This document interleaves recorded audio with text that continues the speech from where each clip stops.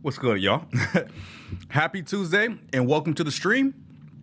My bad, I was just eating a little bit earlier. Let's start, man. I am your host, Jay. The YouTube channel is called Trippin with Jay, and thank you guys for tuning in to today's live. We are going to talk about some news. Some bad news for Spirit Airlines, apparently. That'll be a little bit later on in the stream, but we got a couple of quick ones to cover. I want to show you guys really quickly. The first thing we want to talk about is just a quick update about the travel advisories.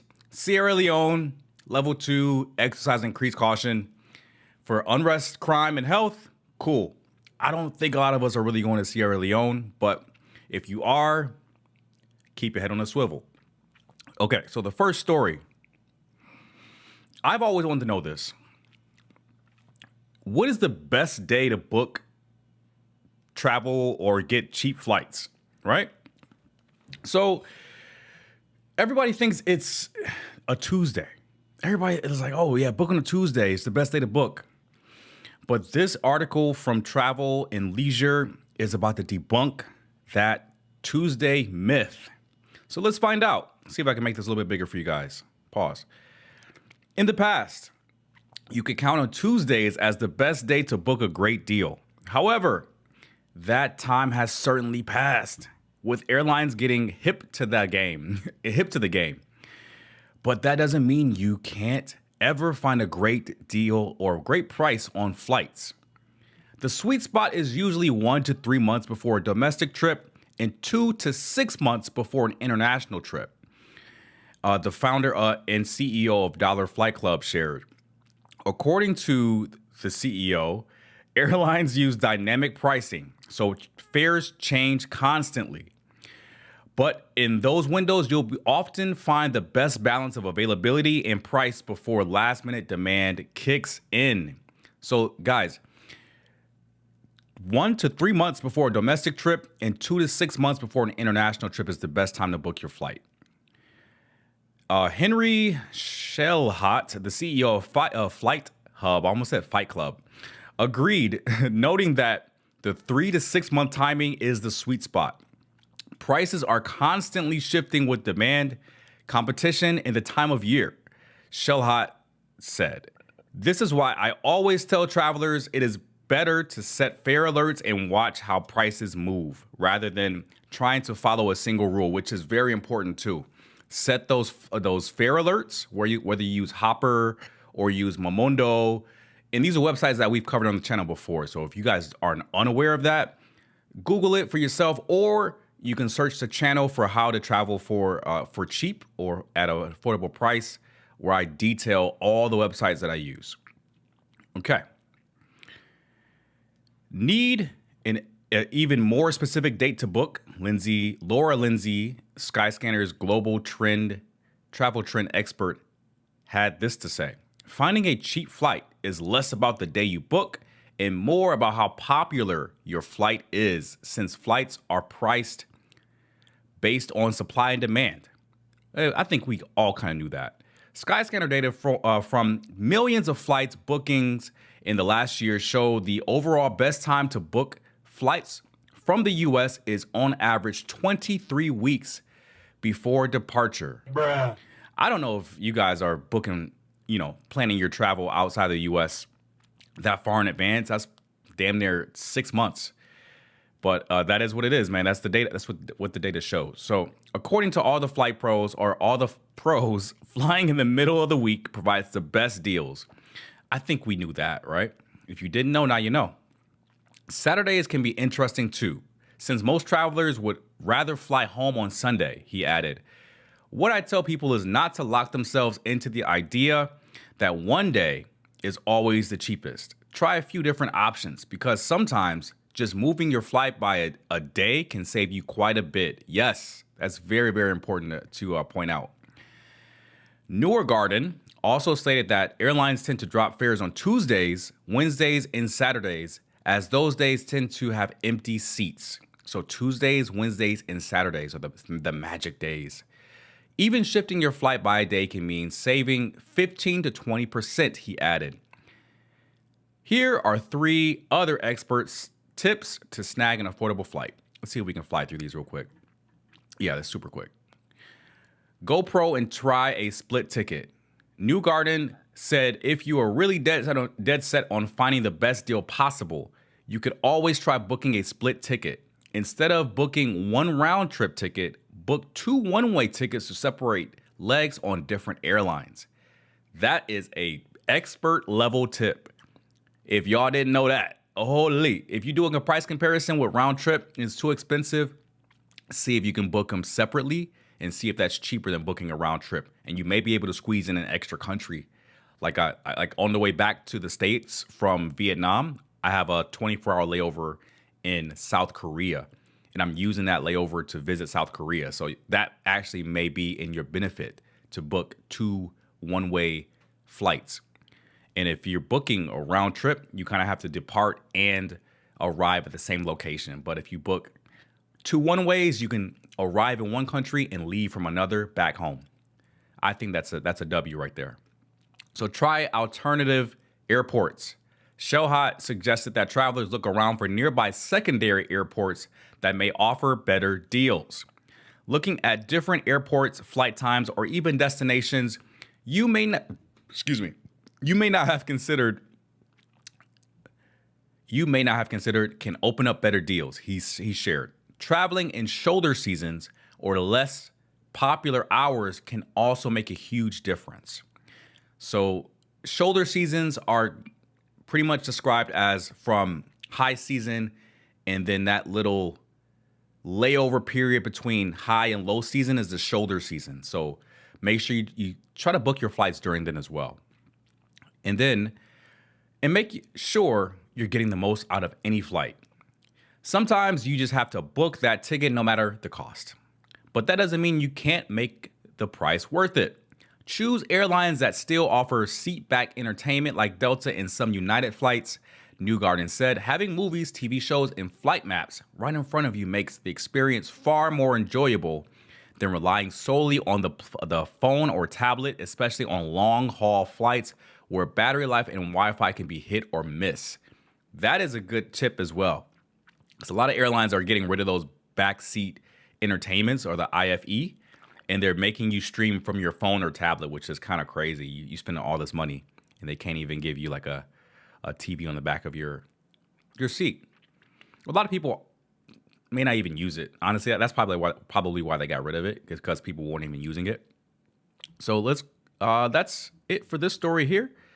So guys, let's take a break here. Let's make sure that we're subscribed to the channel and like the video as well, and hit a bell notification to make sure you are notified when I go live.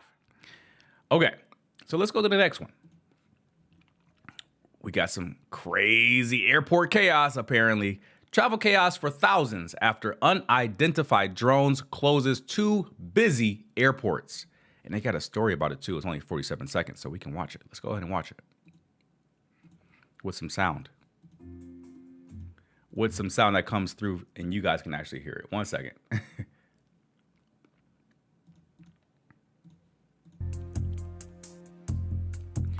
Travel chaos for thousands after unidentified drones closed 2 busy airports. On Monday, it was yesterday, Denmark's Copenhagen Airport and Norway's Oslo Airport. Yo, those are huge airports.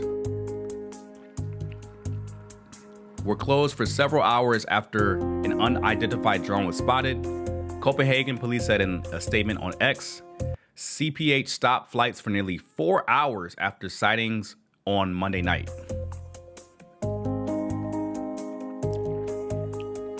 The Danish police said that the drones were likely flown by a capable operator. What?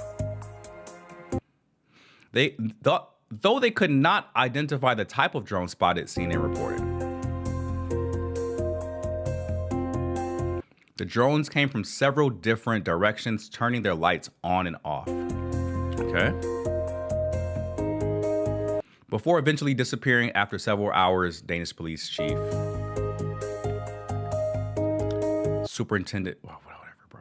In a press conference per the outlet. The incident is being investigated by the police. Crazy, bro.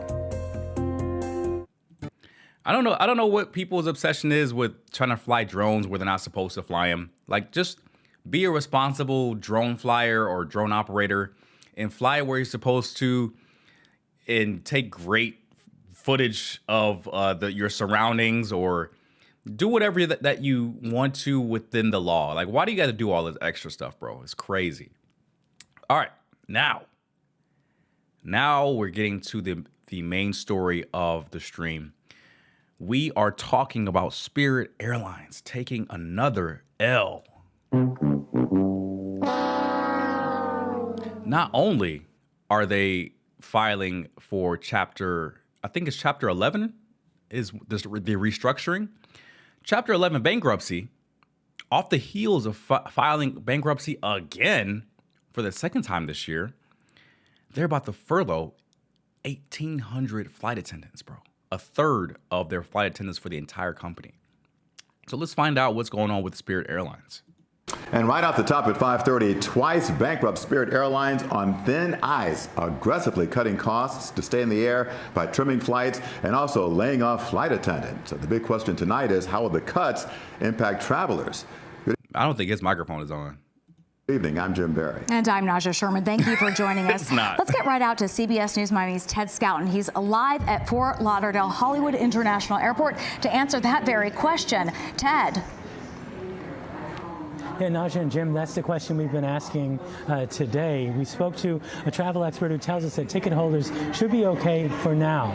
Now, in all, we're talking about a third of Spirit Airlines flight attendants will be furloughed. Spirit Airlines trying to stay flying high through turbulent times. I'm praying someone will rescue them. We love the service. Frequent flyer Linda Brandonicio is optimistic that the twice bankrupt airline will make it. Booked again for the next 2 trips back with Spirit, so Bro, do not book Spirit Airlines right now. Not until they can figure this out. Do not book Spirit Airlines right now. our fingers crossed.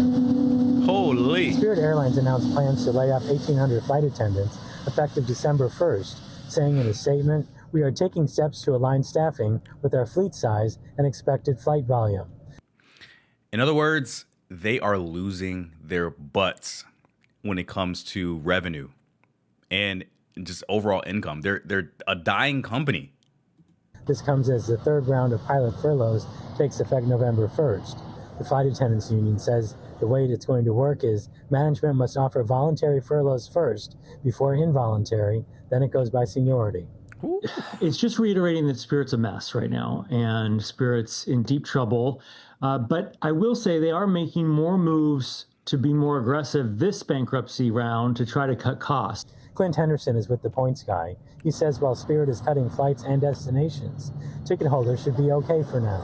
So I think for passengers, I think through the holiday period, you're probably going to be safe. I think Spirit is going to do its best to maintain its current schedule through at least the holidays. Spirit's had financial troubles for several years, escalating in March of last year with the failed merger with JetBlue.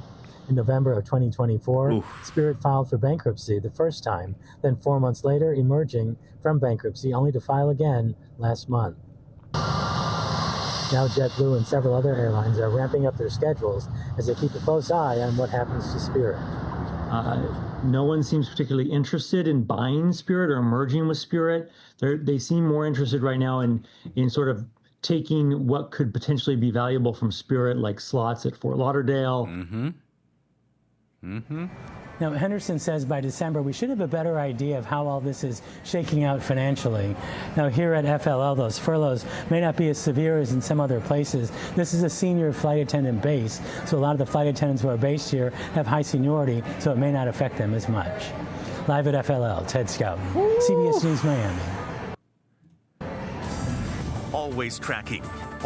Bruh, let me tell you guys, man.